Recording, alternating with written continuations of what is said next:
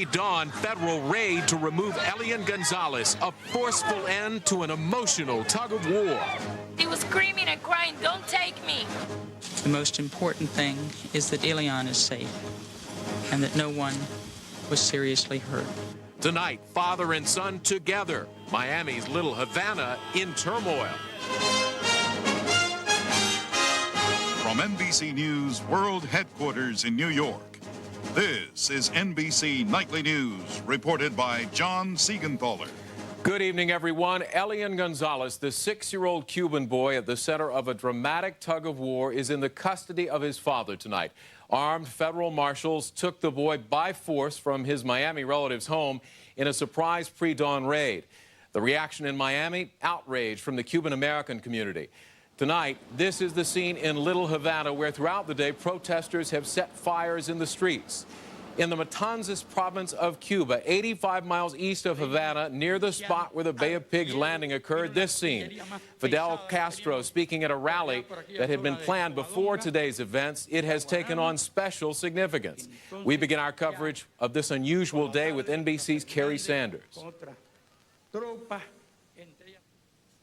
4:30 a.m. Outside Elian Gonzalez's Miami home, only a few dozen supporters remain. Local police uninformed of the pending raid. Hey, wake up! 5:05 a.m. Heavily armed U.S. Marshals and Border Patrolmen stormed the house from all sides. In a matter of seconds, they battered down the front door. Inside, mace is sprayed. The 6-year-old in the protective arms of one of the men who last November rescued him at sea. Facing an agent with an automatic weapon, Donato Dalrymple hands over a frantic Elian who is crying, "What's happening? Help me, help me." Later, the government would point out the agent did not have his finger on the trigger. Go, get out now! Now in the arms of a female immigration officer, Elian is rushed out of the door.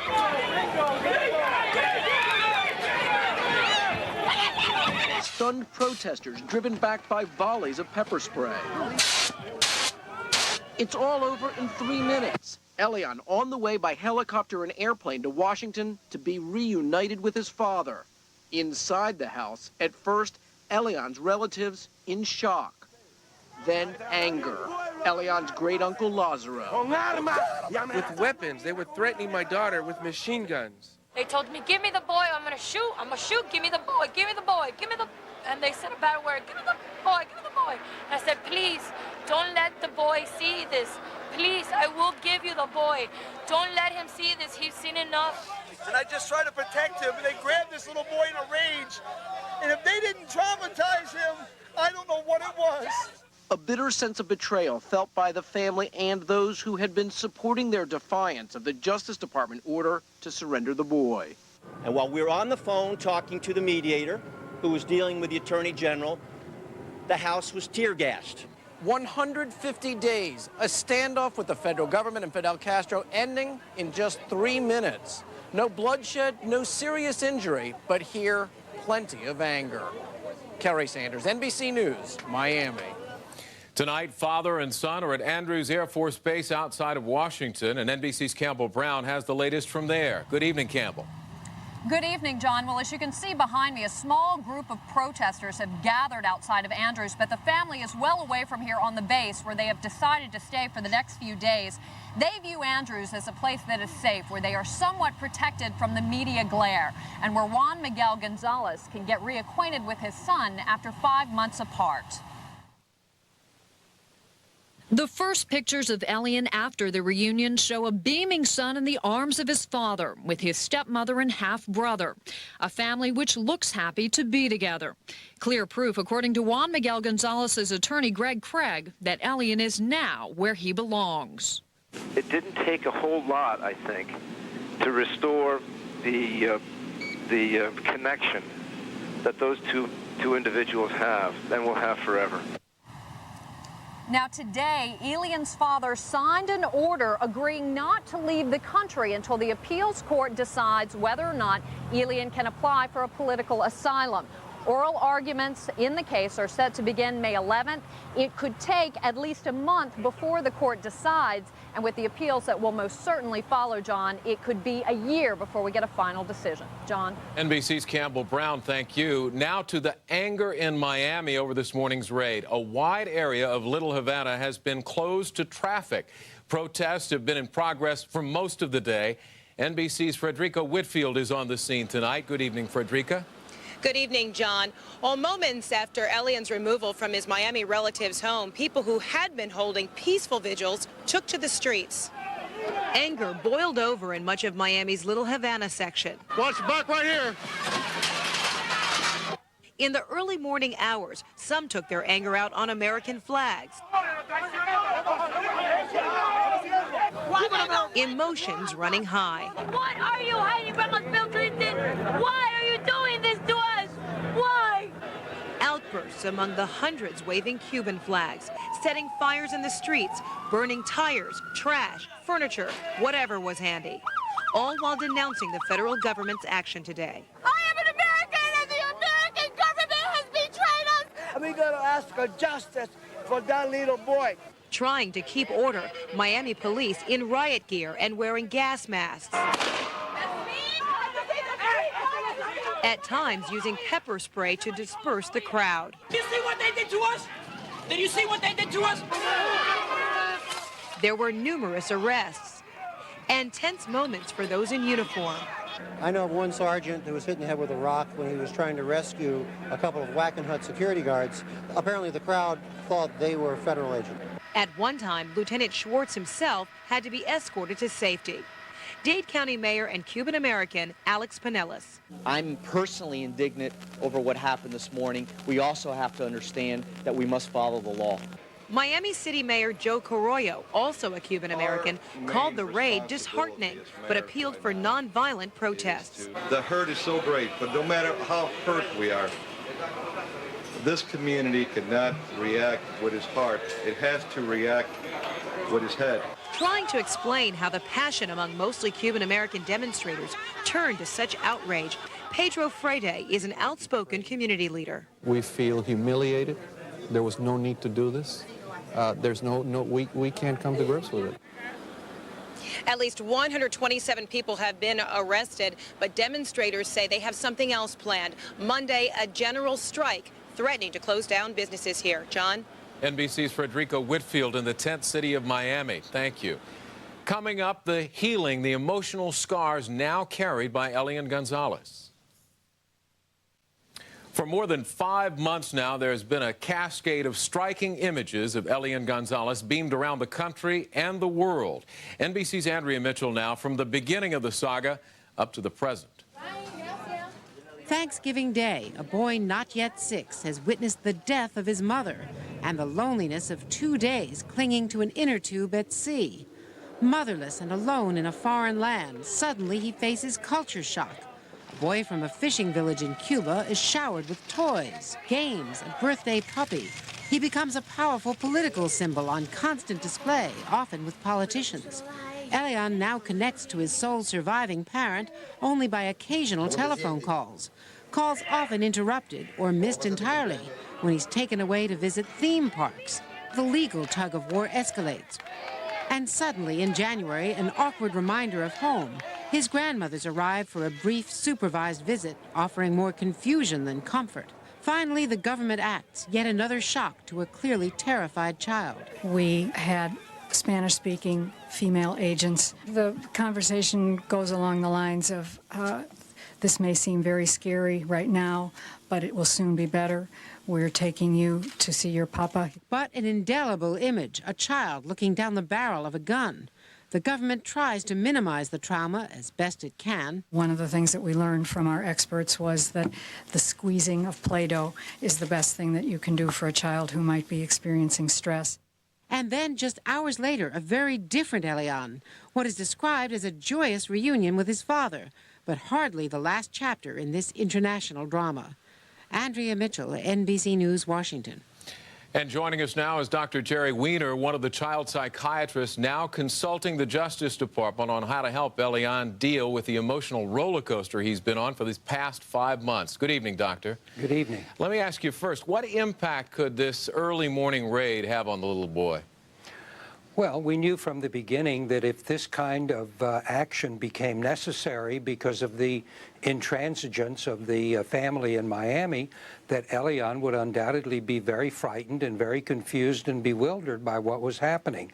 I do think it's important to note that the gun was not being pointed at Elian, that the trigger finger was not on the trigger, and that doesn't mean it wasn't frightening to Elian, but there was no danger that he was in fact, at that time. However, you can expect that he had a very frightening experience. And he has been through so many traumatic events, including the death of his mother. How do psychiatrists help him cope?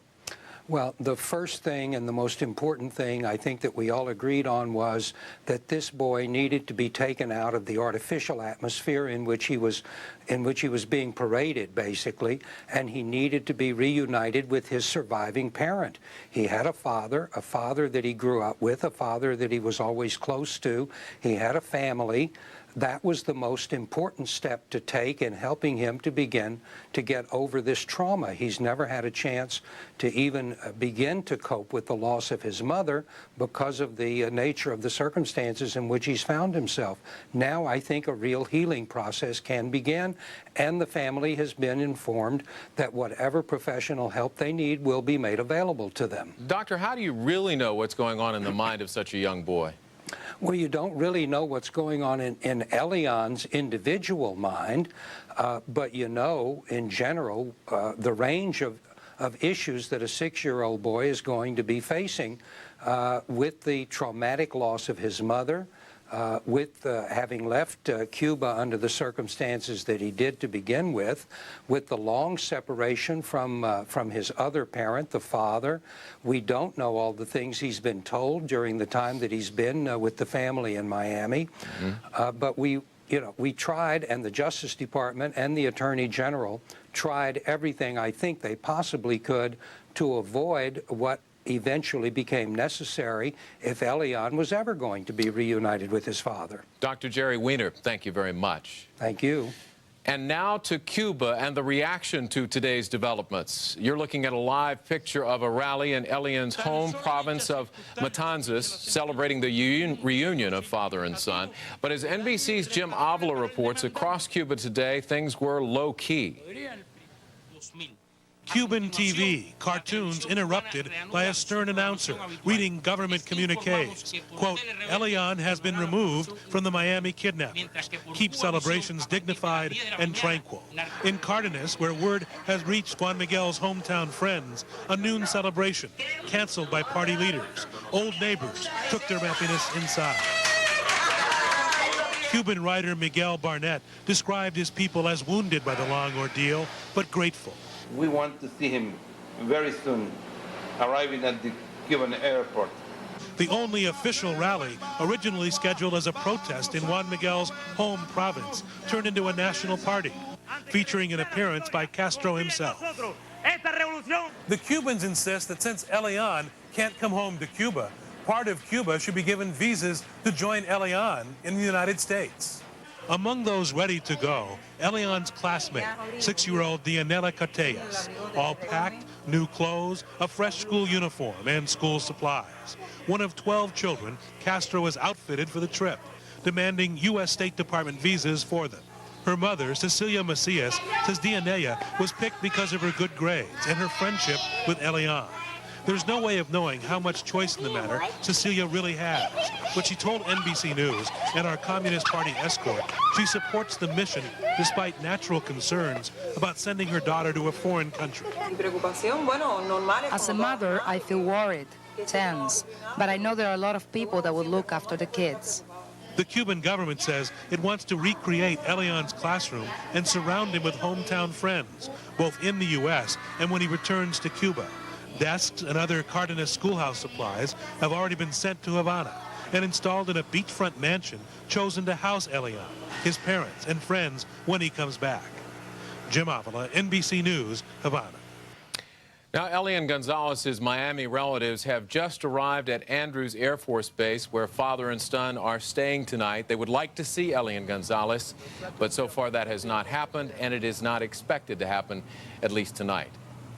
When we continue, a moment-by-moment look at how the decision to seize Elian today was made.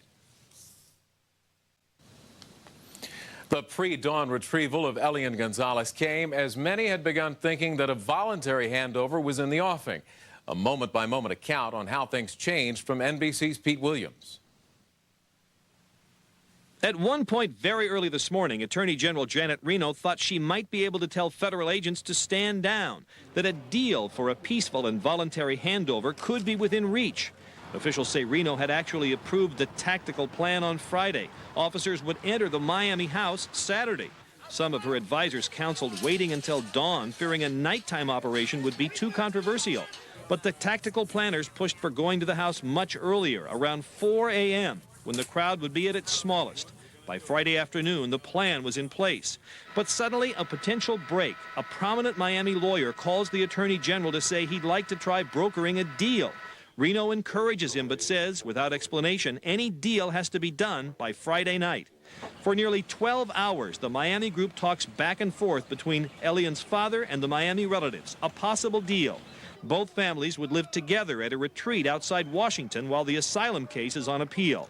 But by 3 a.m., a deal seems impossible. Still, Reno holds off the Miami federal agents for an extra hour, giving the final go-ahead at 4:05 a.m. 5:10 a.m., agents move into place. The first ones to hit the street fan out to provide security. Others run to the back of the house to block rear doors and windows and to guard it from neighbors. 5:15 a.m., a specially trained Border Patrol unit called a high-risk entry team goes into the house. Reno says there's a reason they're well armed. We had received information that there were guns, perhaps in the crowd, perhaps in the house. It was unclear, but that the safety of all involved was paramount. 3 minutes later, they dash out with Elian. By 5:21, the entire team has left the neighborhood, heading off for the helicopter pad. Officials praise the officers who'd been training for the past week for a mission Janet Reno hoped they'd never have to carry out. Pete Williams, NBC News, Washington. There have been some late developments outside the home of the Miami relatives in Little Havana, and NBC's Suzanne Malveaux is standing by with more on that. Suzanne? Yes, well, I can tell you right now there are about 100 Miami police officers who are on the scene at this hour in riot gear with their shields and their helmets. They are armed with pepper spray. They are clearing out the area in front of Elian Gonzalez's home.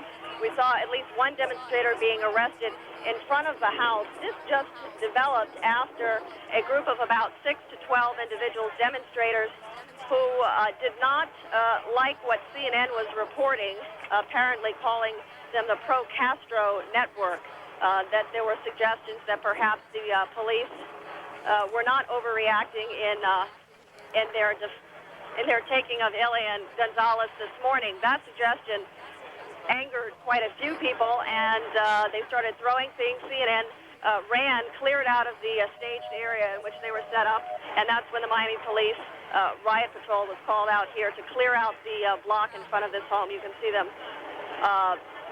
at the end of the block here. They have barricaded and made several arrests. All right, NBC's Suzanne Malveaux in Little Havana, thank you very much.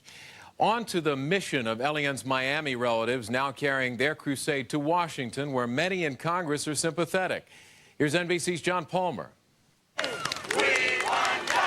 A crowd of supporters chanting, "We want justice," greeted the Miami family as they arrived in Washington less than 12 hours after Elian was taken from their home. They were described as exhausted, but drove to Capitol Hill looking for support. Their hopes for an immediate meeting with Elian were dashed. That was ruled out, at least for several days. Earlier today, several members of Congress said they think the Washington trip is a good idea. I think it's important for the Miami family to try to see Elian and to insist on seeing Elian.